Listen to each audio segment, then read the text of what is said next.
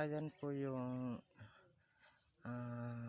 nature dito, maraming kahoy kasi ngayon hindi pa namin pinuputol kasi bawal kasi magputol dito ng kahoy, kaya makikita natin kung ano ang laman ng sa lugar namin. So maraming kahoy dito, ayan makikita naman natin sa ating vlog na marami talagang kahoy dito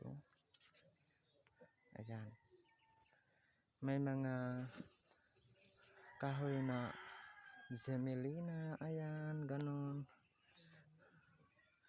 So marami talaga dito. So hindi pa yan ang kabuuan ng aming marami pa talaga dito. So makikita nyo bukas, mag-upload naman kami bukas. Okay, maraming salamat po. Thank you.